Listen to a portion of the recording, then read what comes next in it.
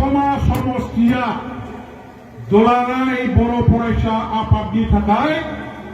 मोनसे सन्मानजनक समष्टि दुलाराय बर' फरायसा आफादनि थाखाय दतमा समष्टिया बेयो मोनसे दुलाराय बर' फरायसा आफादनि बिखा उथुमै बायदि नारसिनता माब्रै दुलाराय बर' फरायसा आफादनि गायसनगिरि गाहाय नेहाथारि कनकेश्वर नार्जारि बिथाङा गसाइनि सिनानि बेबो दतमा समष्टियावनो जोनोम मोननाय गारला बाथा बसुमतारि दुलाराय बर' फरायसा आफादनि आफादगिरि बे आदायाबो जोंनि हाब्रुबारियाव जोनोम मोननाय दतमा समष्टियावनो राजेन्द्रनाथ ब्रह्म जोंनि पिएमबिनि मेम्बार बे आदा राजेन्द्रनाथ ब्रह्म सेन्ट्रेल आबसुनि जेनेरेल सेक्रेटारि दतमा समष्टिनि सिङाव गयबारियाव जोनोम मोननाय परमेश्वर ब्रह्म आगोलनि एमएलए बरागारियाव जोनोम मोननाय दतमा समष्टिनि दुलाराय बर' फरायसा आफादनि जेनेरेल सेक्रेटारि बड'फा उपेन्द्रनाथ ब्रह्म जाय बड'फा उपेन्द्रनाथ ब्रह्मनि थाखाय दिनैनि बिटिसि दिनैनि बर'फोरनि बे गौरब बे बड'फा उपेन्द्रनाथ ब्रह्म बरागारियाव जोनोम मोनदों दतमा समष्टि सिङाव दिनैनि आसामनि मन्त्रि उर्कावगरा ब्रह्म सालानि बाताबारि गामियाव जोनोम मोननाय दतमा समष्टिनि सिङाव साथाम जेनेरेल सेक्रेटारि सेन्ट्रेल एबसुनि साथाम सेन्ट्रेल एबसुनि आफादगिरि नैबे दतमा समष्टिनि सिङाव दङ आरो बे हिसाबै दतमा समष्टिया दुलाराय बर' फरायसा आफादनि उथुमै गोरबो बिखा होननानै दिनै दुलाराय बर' फरायसा आफादा सानो आं मिथिनायाव रायज्लायनानै मिथिनायाव बे खारनाव কোনো প্রকারে दुलाराय बर' फरायसा आफादा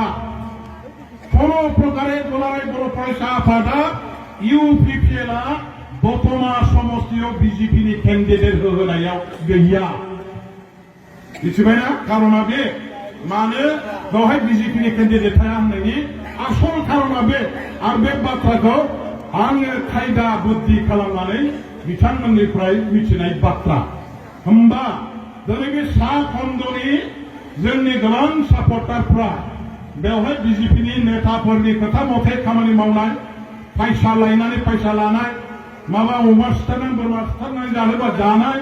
बेजों थांफानाय बिपिएफखौ गारनाय बेखौ खालामनानै माबा लाब दं जायखौ दिनैहाय एनसिएलनि जागोन साननानै इलेक्सन गेलेनो मोनगोन साननानै खारफाबाय थादों बे मानसिया इलेक्सनखौनो गेलेनो मोनाबा भाई होमबा नोङो सिगाङावबो जाया लांजायावबो जाया खर'आवबो गैया लांजायावबो गैया बेबायदि आसखान्दा बाव थांनानै थैहैनाय बादि मा जागोन भाई बेखायनो बन्द खालाम सोरबा थांहां फैहां आलां फालां गुलुंगुजों जानानै दंबा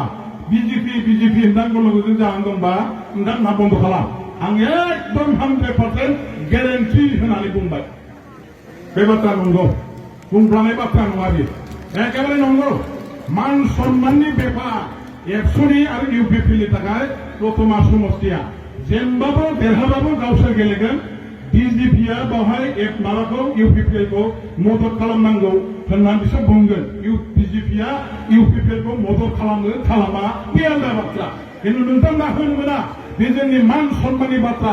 एबसुनि दुर्ग दुलाराय बर' फरायसा आफादनि नेताफ्रा बे समष्टियावनो जोनोम मोनदों गोबां नेताफ्रा नैबेखौ बिथांमोनहा जुक्ति हिसाबै होदों आरो बेयो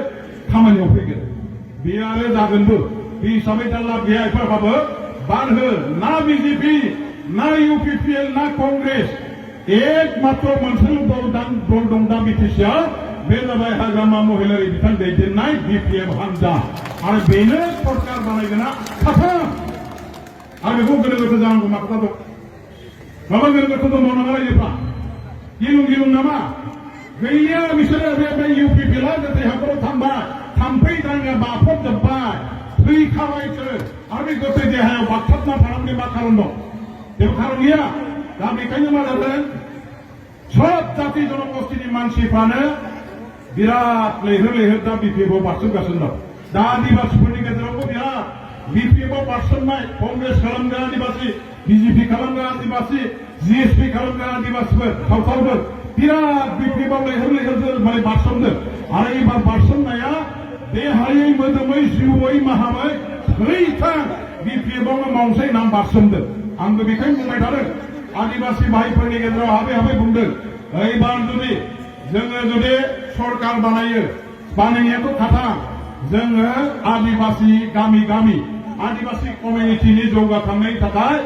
प्रायोरिटी होनानै नोंथांमोननि गामिफ्राव प्रथम खामानि मावनो नाजागोन आदिबासि বিলাকৰ गावे गावे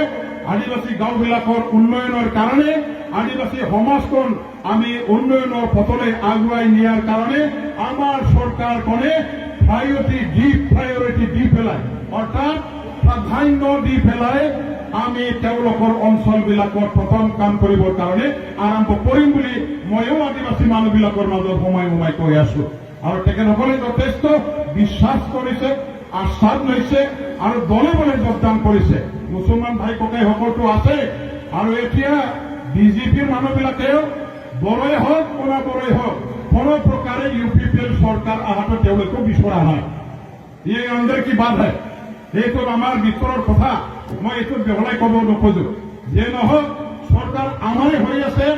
আমাৰে চৰকাৰ ইয়াৰ 100% খাটাং সন্দেহ কৰা বস্তু 1% নাই গতিকে আপোনাসকলে উইথ ফুল জোশ পুৰা জোশ লৈ পেলাই আপোনালোকে কাম কৰক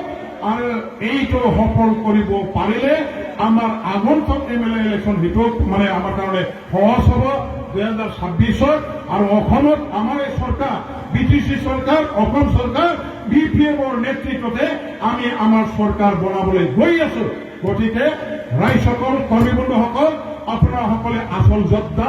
আৰু এই যোদ্ধাবিলাকে এতিয়া আমি ৰণভূমিত ফিল্ডত সোমাই কাম কৰিব লাগিব মই সেইখিনিকে আহ্বান জনাই আপোনালোক সকললৈ অন্তৰৰ পৰা ধন্যবাদ শ্ৰদ্ধা আৰু মানে শুভেচ্ছা জ্ঞাপন কৰি মোৰ মুকলি ভাষণ এইখিনিকে কৈ পেলাই মই সমাপ্ত কৰিছো ধন্যবাদ নমস্কাৰ